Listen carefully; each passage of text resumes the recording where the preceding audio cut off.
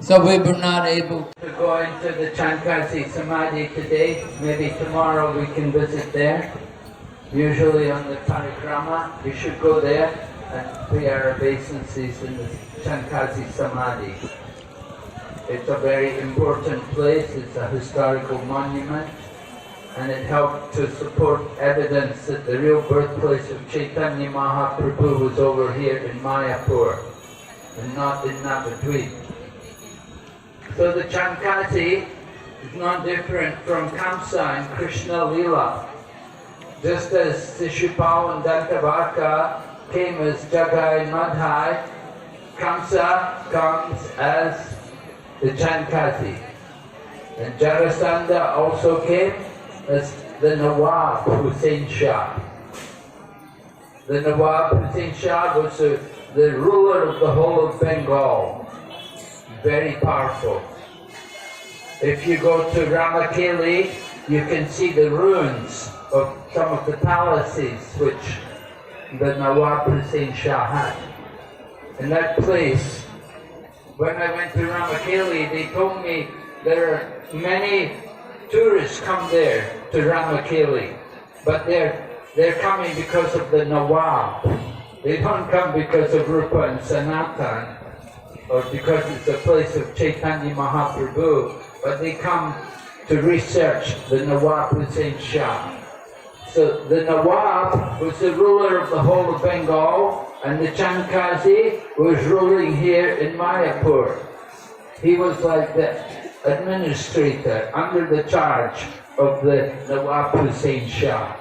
So he was a very powerful man. And he had many assistants in his service. So it happened that because the devotees were having regular kirtan in the home of Srivas Pandit, regularly they were having kirtan in the Srivas Angam. We hope we can go to Srivas Angam tomorrow.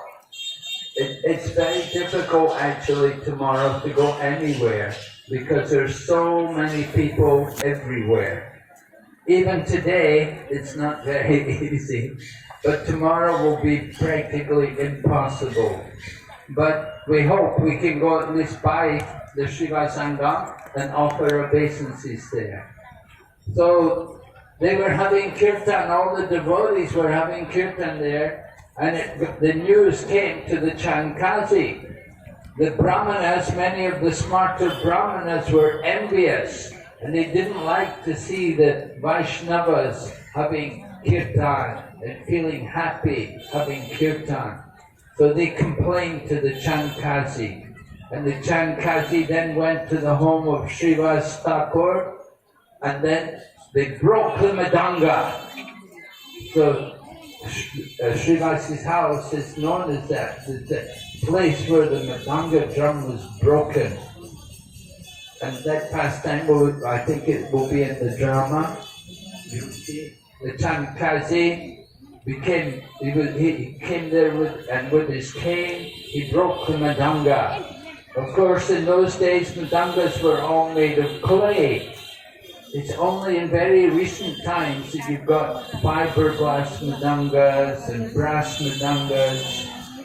But in the time of Chaitanya Mahaprabhu, all the Madangas were clay and they could be easily broken. So the Khazi came there and broke a Madanga and threatened the devotees that if you continue to perform this kirtan, I'll have you all turned into Mohammedans. So the devotees were naturally very afraid. In those days, it was a very easy thing to convert someone to Muslim. They just simply had to pour water on them. And if a Mohammedan poured water on a Hindu, the Hindu lost his caste and becomes a Mohammedan. So the Khazi threatened them that I will change you all into Mohammedans if you don't stop this. So the news came to Lord Chaitanya Mahaprabhu. At this time, Lord Chaitanya Mahaprabhu was a teenage man named Nimai Pandit. And when Nimai got the news that the Sankirtan had been stopped, then he organized the very first civil disobedience protest. And he got people from all over Navadvip. They came, and there were lakhs of people, and they were carrying torches, and they were very upset with the Khazi, and they were even shouting, "Kill the Khazi! Kill the Khazi!" And in this way, Nimai Pandit organized all the devotees, and he brought Haridas Thakur to stand in front, because Haridas Thakur was a Mohammedan, and they thought, we'll bring up a Mohammedan in front, let the Mohammedans know that one of their people is also a devotee. So this was the expertise of Nimai Pandit. He organized everything so wonderfully. He got so many people to come and protest, and they all marched to the Chand Khazi's house. And there, Nimai Pandit confronted the Chand Khazi. All the servants and assistants of the Chand Khazi, they were running away in fear of all the people. The Chand Khazi remained, and he came and spoke to Nimai Pandit. And their discussion is recorded in the Chaitanya Charitamrita. You can read how they discussed. First of all, they discussed about cow killing. And the Chand Khazi admitted that the Muslims are not following their scriptures correctly.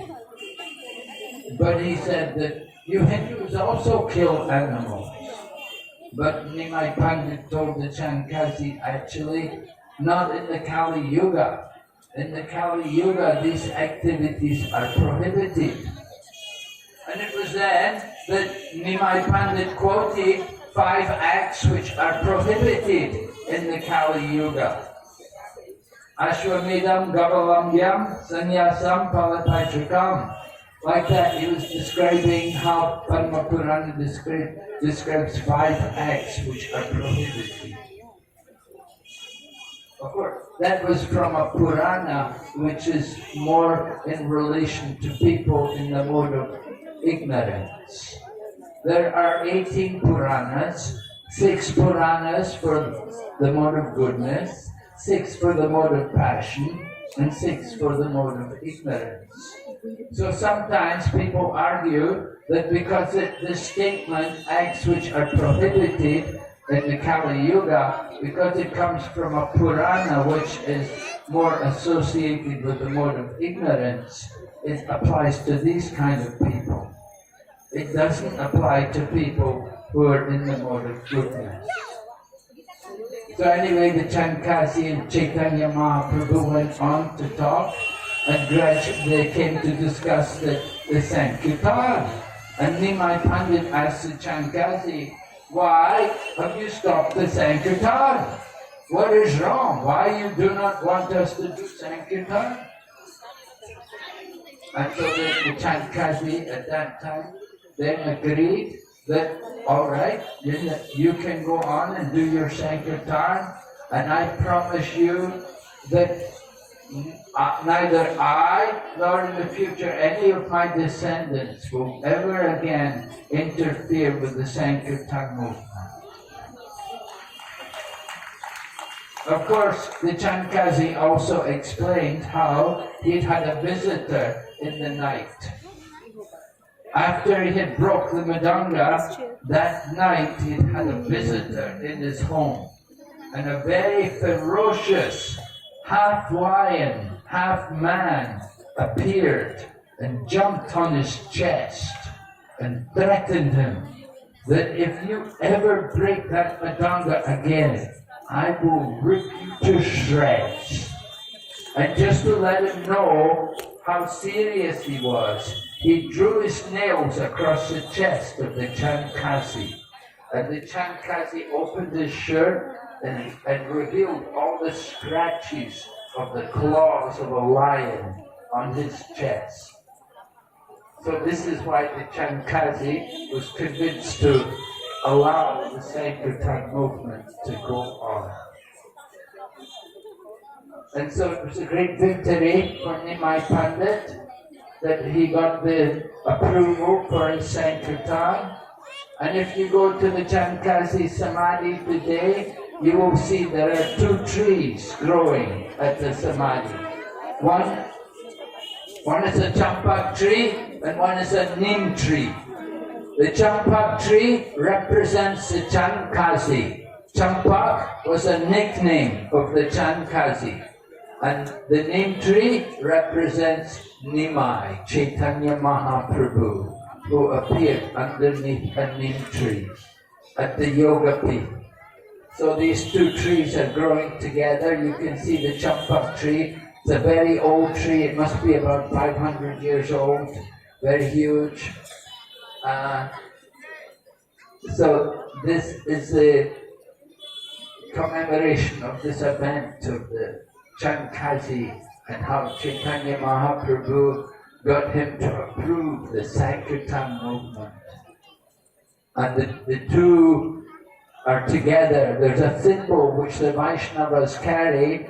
You can see it, the symbol. Just like the Communist Party, they have the hammer and the sickle. So the Khazi and Chaitanya Mahaprabhu, you can see the tilak and the strange sign around the tilak that is showing the union between the Mohammedan people and the Chaitanya Mahaprabhu's devotees. How they're together, they're united, and they approve the chanting of the holy name. So Pancharatna Prabhu is going to do this drama for us now. We're going to see. I'm not going to do it. I'm going to just announce it. I have to thank the Delhi team again for